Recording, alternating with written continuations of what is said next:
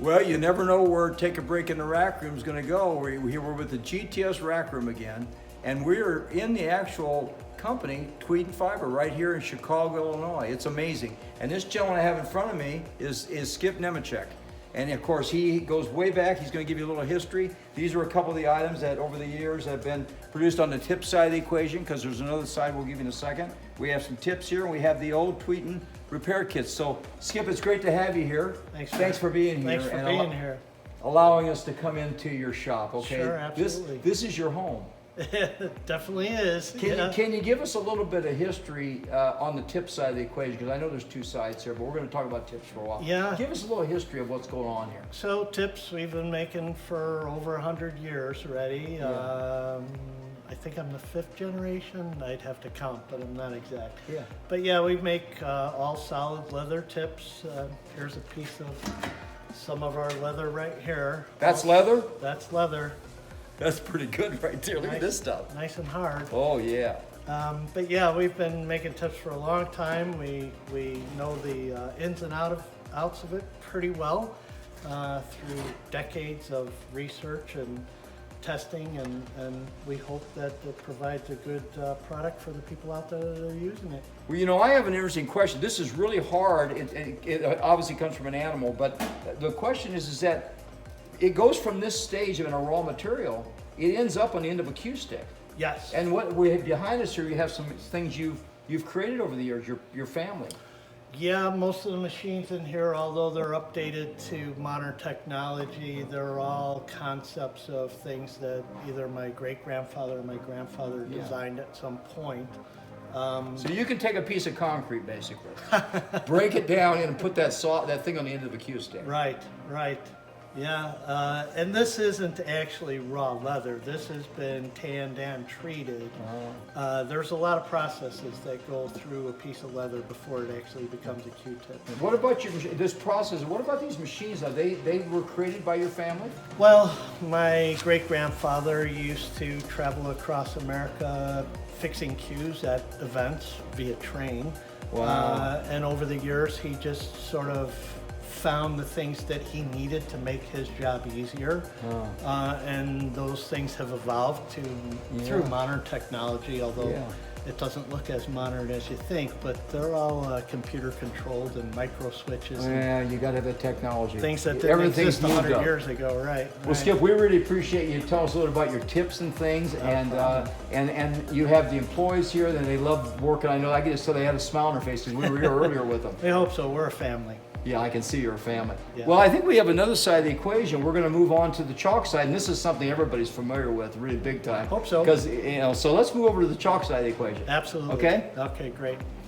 This is kind of where it all started right here. If you notice here, we have a master and another box that's of chalk as well. I want you to tell us a little bit, Skip, about this, because we're on the second part of the company here of Tweeten in Chicago, and the history is really neat. Not only do you have the tip on the end of the stick, this is what we put on it. Exactly. So how did this all start? So Triangle Chalk was my family's original company. It was called Kekeffer. Kekeffer was a billiards player champion a long time ago, Augie Kekeffer, and he was a partner with my great-grandfather. And then Master was a part of the Tweeten family. And somewhere over the decades, my family and Tweeten sort of merged together, and we kept both brands. Oh, and how did you really get actively involved? Were you always in this business? In some form, yes. As a young person, you were, and you're young now at heart, but I'm just saying, how did that all work? Well, I used to, actually before I was able to drive, I used to sort checks for my dad at home, and then my summer jobs in high school were working at the plant, which wasn't exactly the best summer job, but... Did you play pool? I did, actually, and just really quickly, my grandfather was a billiard player. Yeah. He was a champion. He was very good.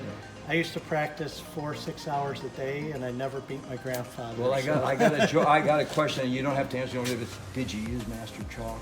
Always. Oh my goodness, you used Master Chalk. That's great, okay? Yeah. Now listen, I know to make this chalk, it's also technology. You know, you started out years ago with just an idea of vision and all this, but you have to have really special equipment that had to be made to make this because it hadn't been done. No, yeah. So it's can all- you tell us a little about the machine? We're in the machine room here where there's different stages, and maybe you can explain that a little bit here to the rack room. And you notice the nice shade of blue that we give everything, right? So, everything's custom built, again, because you can't go out and buy a chalk making machine, you have to Yeah. make it.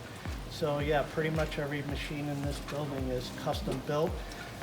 Again, concepts and designs by our people, modernized obviously with whatever technology comes along, but yeah, it was all custom made. Is there an ABC simple synopsis of the process? Not, I know you can't give away the secrets, but you got to take some material, you got to stick it somewhere, and then do some other stuff. Can you just give us a quick rendition of that? Sure, it's like sort of mixing a bowl with cake ingredients, and Okay. then you kind of bake it and form it, and then shape it and put a nice label on it, and you got a piece of chalk. And some of this machinery actually puts labels on it and cuts it and everything. Like I'm Absolutely. looking at this stuff. This is raw chalk here, That's raw chalk, right? and you could technically use that on the end of a cue stick as it was. You could. But It you- might get a little hard to get past the outer Yeah. outer coating, but yeah, you can definitely use But you it. got a machine here that actually puts the dimple on the top or the depression, Correct. and make sure it's all the same Correct. distance from the thing, and it's awesome. Yep. I've never seen chalk made, and I think it's pretty cool. I mean, I used to use blackboard chalk, and it didn't work very good. No, it doesn't work at This all. this works perfect, and so thank I'm just excited that we have someone in the industry that has given her heart, the whole family. You guys have really given your heart to the industry to allow players to enjoy the game, the beauty of the game. We've always been about, trying to help people enjoy their sport, enjoy Yeah. the game. It's family entertainment, Yeah. and that's what we've always been about. What a special blessing you are to the industry. So Skip, we want to thank you so much Oh, you're quite for welcome. sharing with us a little bit about what's really on the inside of all this, okay? Because I don't think the average person knows how to make a piece of chalk or a cue stick tip, but you've kind of given us an insight on not just the process, but you've given us how you add the TLC or the joy to it. Absolutely. Without the joy, it's No. just a tip and a piece of chalk, but That's right. you've got that joy attached to it. Yep, by God's grace. Yep. There it is. So thank you. We really appreciate it, and we hope someday Happy to have you. to be back and see you again. Okay. Anytime. Thanks You're for always being welcome. thanks for being part of the GTS record. Quite welcome.